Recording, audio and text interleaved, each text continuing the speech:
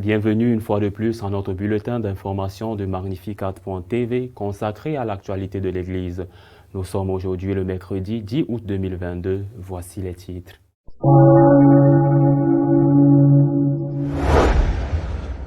Le Vatican a annoncé que le pape se rendra au Kazakhstan en septembre pour participer à un congrès des religions du monde.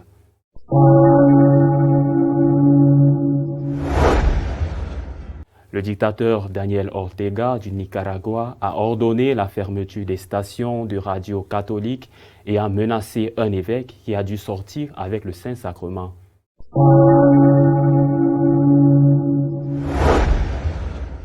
Le cardinal Anaïkan du Nigeria a invité les chrétiens à se défendre et à ne pas rester passifs face aux attaques des musulmans.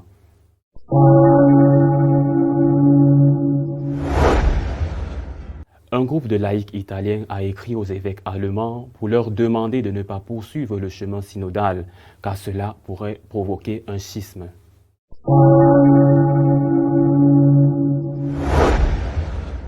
Un évêque chinois a exigé que ses prêtres soient fidèles au parti communiste, menaçant de leur interdire de célébrer la messe s'ils ne le faisaient pas.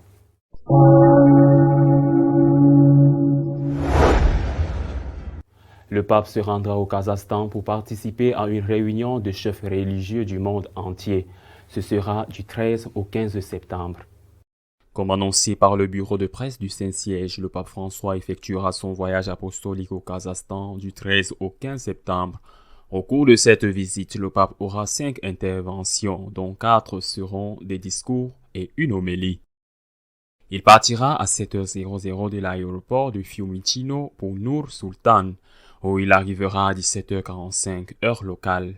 Plus tard, à 18h30, la cérémonie de bienvenue aura lieu au palais présidentiel de Nur Sultan, puis à 18h45, le souverain pontife effectuera une visite de courtoisie au président de la République. Le Saint-Père prononcera son premier discours dans la salle de concert kazakh lors de la rencontre avec les autorités, la société civile et le corps diplomatique à 19h30.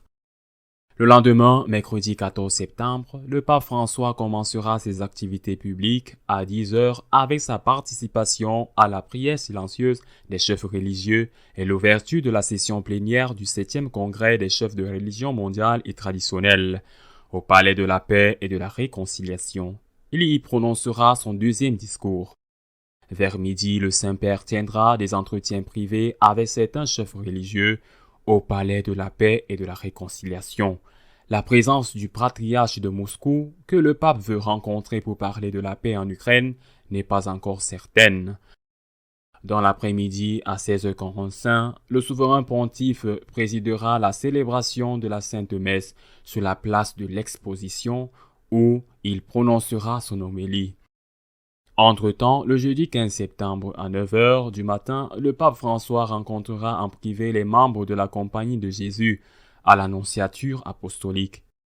Plus tard, à 10h30, en la cathédrale Madre de Dios del Perpetuo Socorro, le Saint-Père rencontrera les évêques et les agents pastoraux. Il leur adressera son troisième discours. Dans l'après-midi à 15h, la déclaration finale et les conclusions du congrès seront lues au Palais de la Paix et de la Réconciliation. Ici, le pontife prononcera son dernier discours. À l'issue de cet événement, le pape François se rendra à l'aéroport international de Nur Sultan où la cérémonie d'adieu aura lieu à 16h15. Le pape arrivera à Rome le lendemain.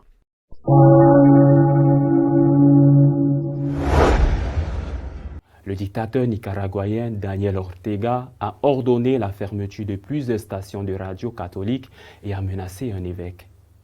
Sur ordre du dictateur Daniel Ortega, la gare de l'église de Matagalpa a été fermée, ainsi que Radio Católica de Sebago, Radio Nuestra Señora de Laudes, La Dalia, Radio Alliance de San Domizio, Radio Monte Camelo de Rio Blanco, Radio San José de Matiguas et Radio Santa Lucia de Ciudad de Rio. Dans la déclaration du diocèse de Matagalpa, son évêque Monseigneur Ronaldo Alvarez a invité le peuple de Dieu à continuer à plier les genoux. Jeudi prochain, le jour de la mémoire du Saint curé d'Ars, en priant pour la protection et la sanctification des prêtres, et le vendredi 5 août, jour de jeûne et de prière, car la prière sauvera le Nicaragua. En précisant ce jour-là, le siège de l'évêché où réside Monseigneur Alvarez a été encerclé par la police pour empêcher l'accès des fidèles à l'acte. Face à la protestation de l'évêque, le chef de la police départementale de Matagalpa, Sergio Gutiérrez, a demandé au chef de coopérer et de renoncer à célébrer la messe.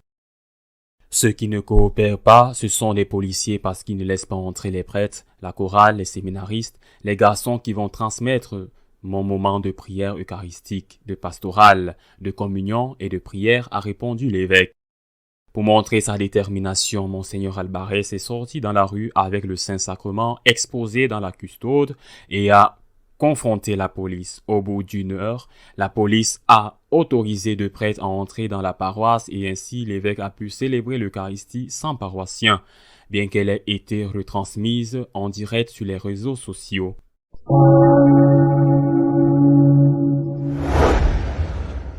Le cardinal nigérian Anaikan a appelé les chrétiens à abandonner leur passivité face aux attaques qu'ils reçoivent et à s'organiser pour se défendre. L'archevêque émérite d'Abuja, le cardinal Anaikan, a profité de sa présence à l'assemblée plénière de la Conférence épiscopale d'Afrique et de Madagascar pour alerter sur la situation au Nigeria. Le cardinal assure qu'il y a une grande insécurité dans tout le pays. Des gens sont tués chaque jour, des bandits et des terroristes semblent avoir le champ libre. Nous ne savons pas où sont les forces de sécurité. Il a ajouté, la situation sécuritaire au Nigeria devient incontrôlable. Personne n'est en sécurité, pas seulement les chrétiens. Le cardinal indique que tant les chrétiens que les musulmans sont victimes de violences perpétrées par des criminels. Depuis 2009, lorsque Boko Haram, l'un des plus grands groupes islamiques d'Afrique, a émergé dans le but de transformer le pays en un État islamique, le Nigeria a subi des attaques terroristes continues contre des groupes religieux et politiques, ainsi que des groupes civils. La situation a été encore compliquée par l'implication d'éleveurs Peuls à majorité musulmane, également connus sous le nom de milices Peuls, qui se sont souvent affrontés avec des agriculteurs chrétiens. Cela a été confirmé par l'archevêque émérite d'Abuja. Ma réponse est que les chrétiens doivent rester fermement chrétiens et savoir être fidèles à leur religion. Nous devons commencer à travailler dans les médias pour nous défendre contre les criminels. Notre religion ne dit pas que nous devrions nous asseoir et nous faire tuer. Nous avons parfaitement le droit de nous défendre.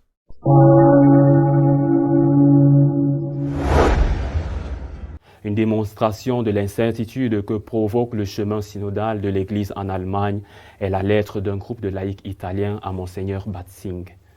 La lettre est datée du 30 juillet de cette année et a été signée jusqu'à présent exclusivement par des fidèles laïcs de la région du nord de l'Italie.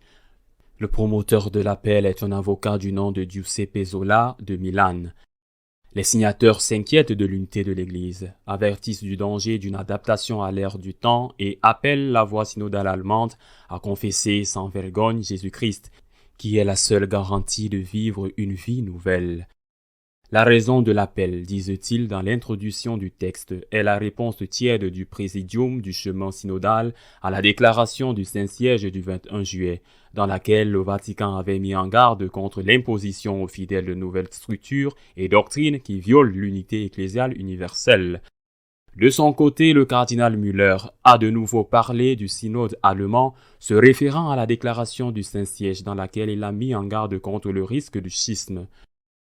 Rome a réagi tardivement, mais peut-être pas trop tard, dit Müller, devant les machinations anticatholiques de l'hérésie synodale allemande qui sont diamétralement opposées à l'enseignement catholique sur la révélation et l'obéissance de la foi, sur la constitution hiérarchique sacramentelle de l'Église et sur la dignité du mariage et de la famille.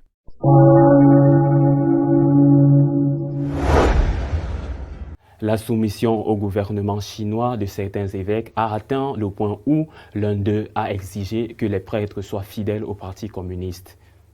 Le 15 juillet, l'évêque de Baoding, Monseigneur Francis Han Chongqing, a publié une lettre pastorale sur l'état civil du clergé dans le diocèse de Baoding. Son texte est très clair. Tous les prêtres doivent s'inscrire auprès des autorités ou ils ne pourront pas administrer les sacrements. Dans la lettre, l'évêque rapporte que plus de 30 prêtres ont concélébré avec lui ces derniers mois. Et il cite l'accord sino-vatican de 2018, le guide pastoral sur l'état civil du clergé en Chine, juin 2019, et d'autres déclarations papales pour encourager tout le clergé à s'enregistrer officiellement et tous les fidèles du diocèse à accepter le clergé s'inscrit, à favoriser l'unité du diocèse. Il a menacé, sinon les sacrements seront suspendus. En outre, il a souligné que les privilèges spéciaux accordés par le Saint-Siège en juin 1978 aux clercs non enregistrés avaient été abolis, de sorte que les autorités civiles traiteront des contrevenants conformément à la loi et au règlement. Certains prêtres ont fait une dépression nerveuse après avoir signé l'obéissance au Parti communiste. D'autres se sont repentis et se sont ensuite sentis très désolés. D'autres prêtres devenus officiers sont rejetés par leurs propres paroissiens et doivent rentrer chez eux et s'isoler.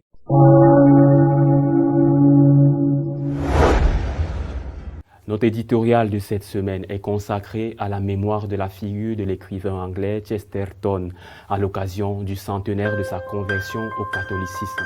La semaine dernière, le 30 juillet, a marqué le 100e anniversaire de l'entrée de Chesterton dans l'Église catholique.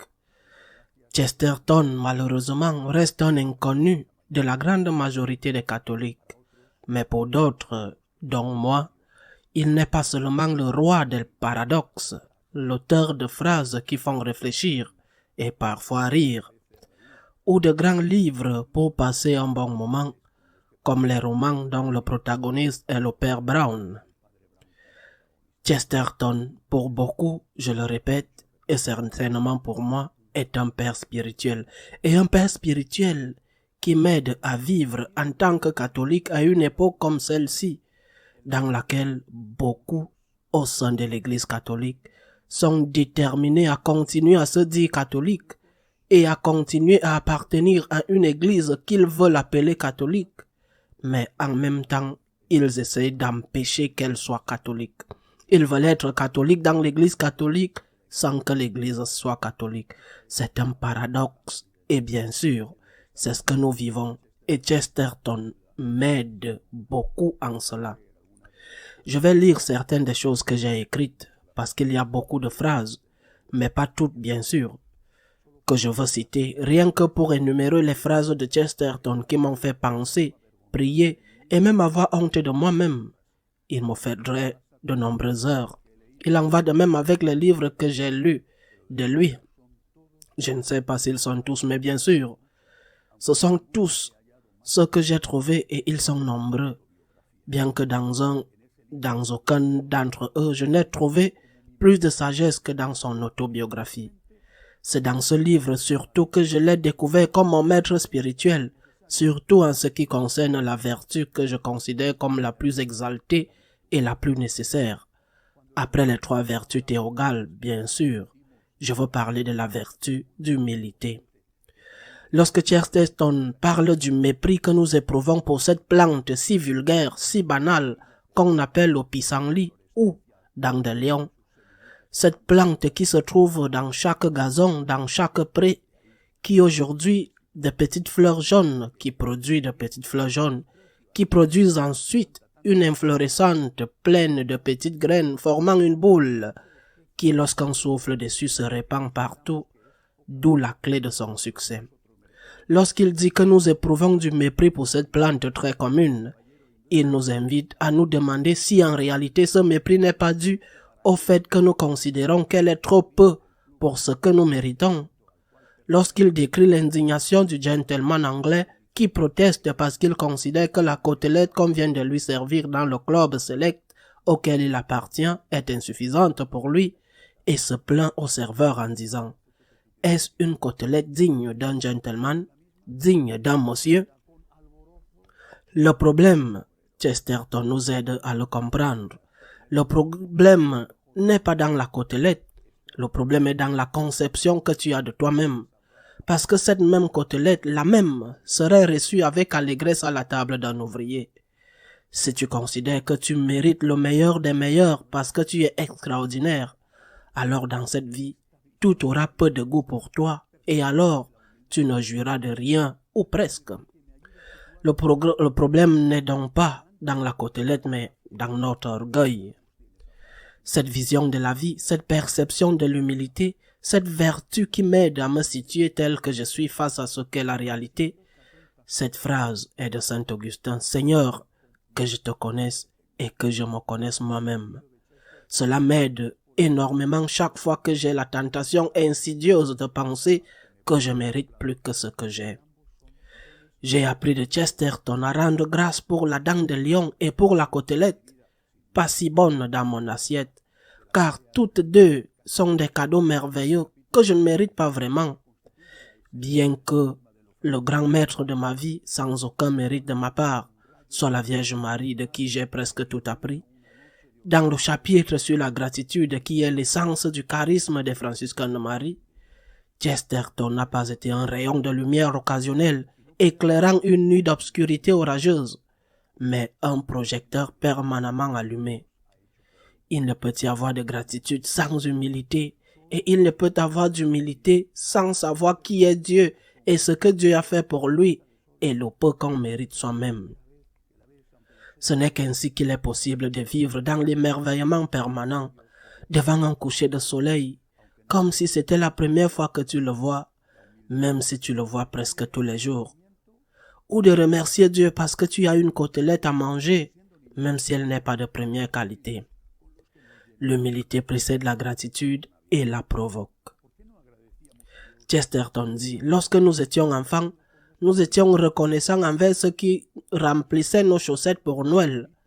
Pourquoi ne pas remercier Dieu de remplir nos chaussettes avec nos pieds ?» Chesterton dit cela et nous invite, nous aide à réaliser que nous devrions être reconnaissants non seulement pour nos chaussettes, mais pour nos pieds, même si nous n'avions pas de chaussettes ou pas les meilleures chaussettes du monde.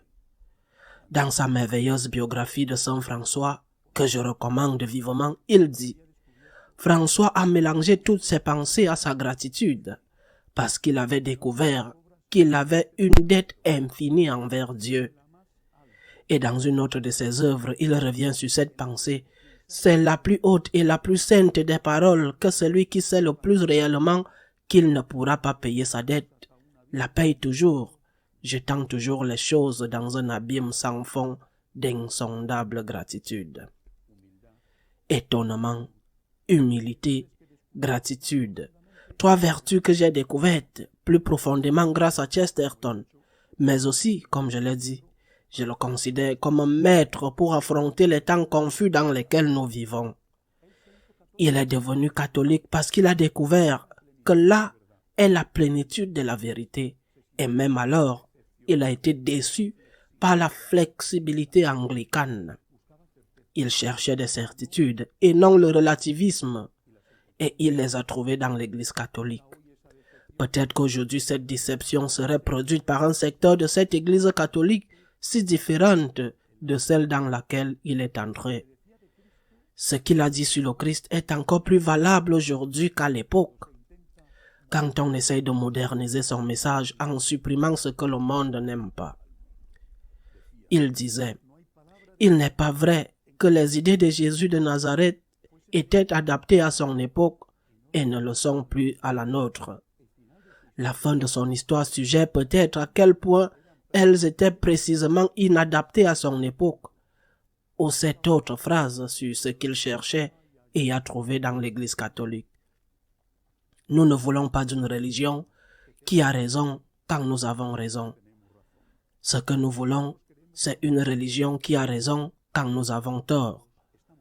Une religion où on peut interpréter le Concile Vatican II, postérieur à Chesterton, en continuité avec la tradition, sans qu'on veuille t'expulser de l'église pour cela, ou un lieu où tu peux prier le chapelet sans être considéré comme bizarre, comme un traditionnaliste ennemi de la vraie foi.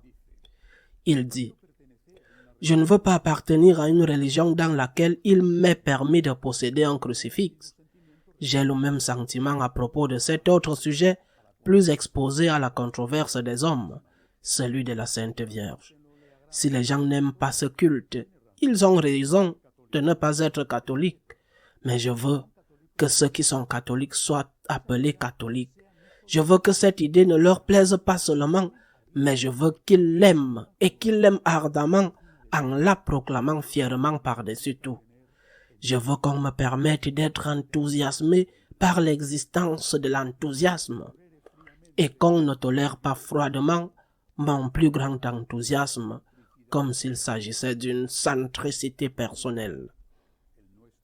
Une époque, la nôtre, qui a été redoutablement prévue par un saint anglais qui a précédé Chesterton dans sa conversion au catholicisme, le cardinal Newman, qui a initié le mouvement dit d'Oxford, qui a attiré tant de personnes vers l'Église catholique en recherchant précisément ces certitudes que Chesterton a trouvées en elle.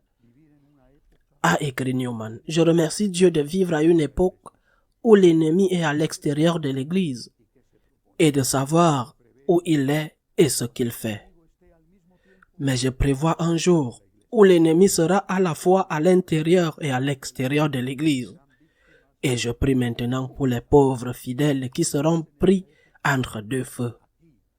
Mais c'est à cette époque, ici et maintenant, que nous devons aimer le Seigneur et par amour pour lui défendre la foi contre les ennemis de l'intérieur et de l'extérieur, avec suffisamment d'humilité pour ne pas nous considérer comme les sauveurs du monde, parce que le Christ seul est le sauveur. Assez humble pour ne pas nous prendre trop au sérieux, et assez humble pour remercier Dieu lorsque nous avons une côtelette dans notre assiette, même si ce n'est pas la côtelette digne d'un monsieur. Notamment parce que je ne sais pas si ce gentleman anglais méritait la côtelette, mais nous ne la méritons certainement pas. À la semaine prochaine, si Dieu le veut.